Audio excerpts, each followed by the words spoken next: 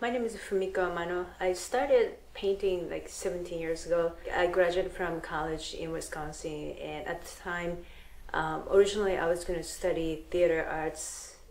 Then I ended up, studying fine arts instead.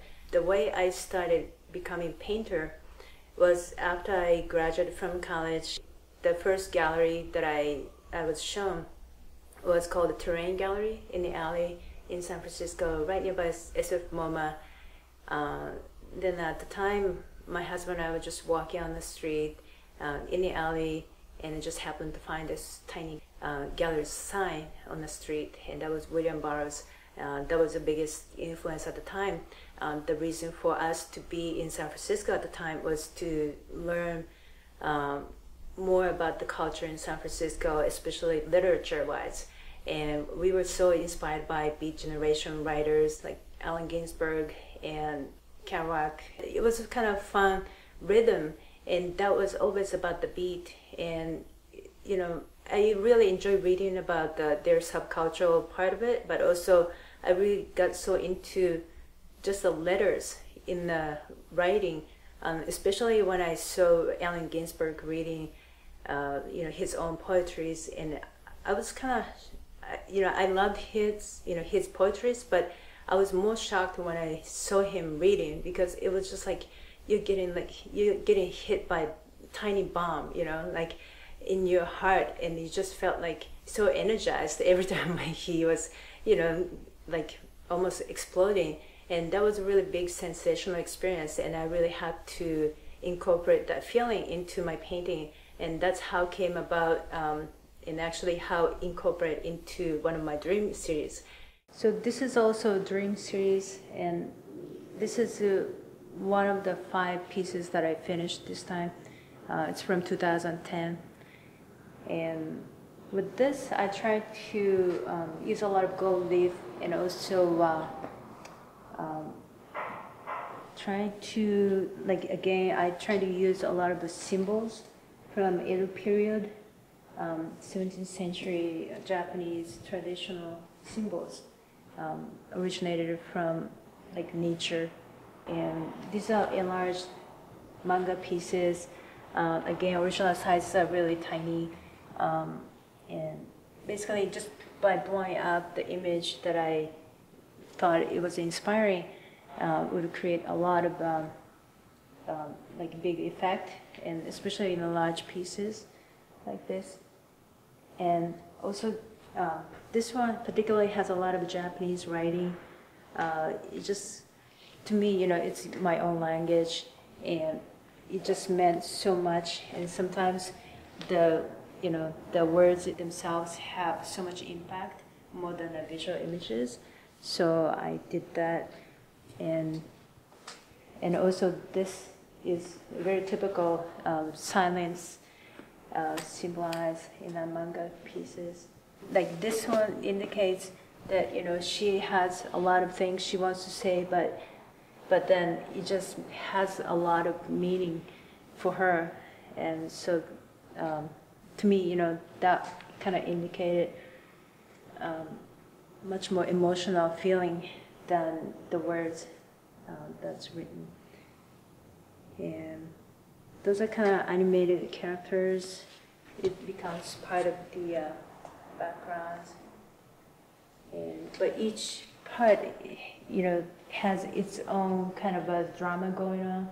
And just like your own dream, you have your own stories, maybe 10 different locations, 10 different people, 10 different dramas going on at the same time. But as a whole, it becomes, just one dream series.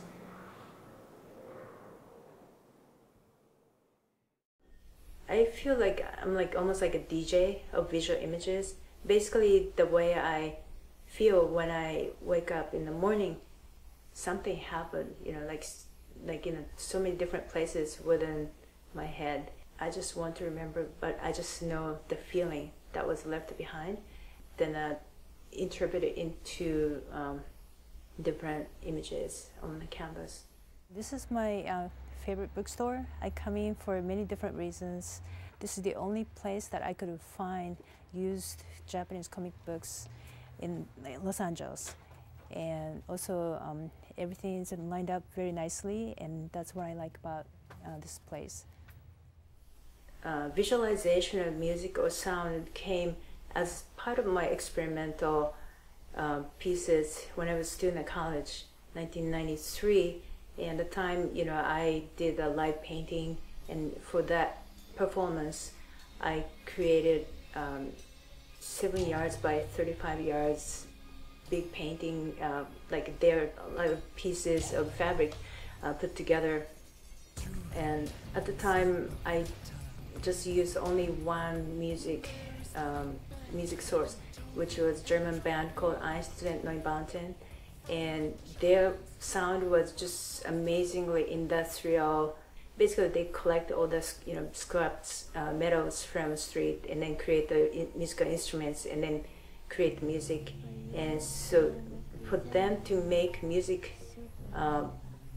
just became to me as a visual image when I was listening to their music, and so I recreated the feeling from it onto the canvas, and that's how I did. That was in 1993, and once I moved to San Francisco, basically I just continued doing what I believed in that was interesting to me, and I didn't know exactly what it was, but it just occurred to me that I had to do this. And so that's how it came about, and then it just transformed to different, different styles over years. But basically, I'm just in the same thing over like last 17 years. I like industrial noise. I'll be actually so fascinated if I'm listening to sirens, and I like cars, making sounds. And I like machinery sounds, and I guess that's how I was surrounded by when I was in Tokyo, when I was a child. Just surrounded by a lot of colors and lights. That was the other thing. I think each city has a different sound and lights. That's what I noticed since I was growing up, because my family moved quite a bit within Japan. So each area would have different sound and different colors for some reason. In New York and Miami and San Francisco and Rio de Janeiro, and so from each city I took inspiration from the street noise and made paintings that became part of Sonic Landscape series. Yeah, Downtown series was kind of funny pieces.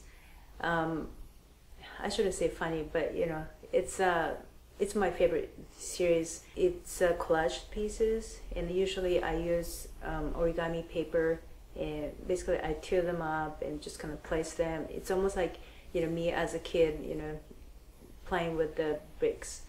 But when I started this Downtown series, I was working in this tiny studio on the 5th and Main Street in downtown, and I every day and every time, basically 24/7, there are always people, some screaming on the street, and there are always sirens going on, and there are always something falling from the sky, and there's just so much noise outside of, behind the wall of my studio, and I used to kind of wonder what's going on, but inside my studio it was very quiet, so I could just listen to what was going on outside and just kind of imagine. But because of the wall was so thick and it filtered in a very nice way, and I ended up just getting those crazy noise onto canvas, and that's how I started. Of course, as a woman and then working at night, on the 5th and Main Street 5-6 years ago was like, it was really a torture, but I had no choice. I needed a studio space to create art, but also I was fascinated by that almost dangerous opportunity, turning into a really good thing. I think I really enjoyed the process of making art, and then once I make art, it's like during the making art, I sort of detach myself and I empty myself in the head and everything, and just let the music or whatever it comes, whatever the inspiration comes through, and that's the creation, it's there. And but once it's done, and then I don't have much attachment to each piece. I didn't have enough passion to keep going as a fashion designer. And as an artist, I always have passion to paint, and I never get tired. I could be standing all day long, like 24 hours. I don't have any problem. And it's just that, it just came to me naturally.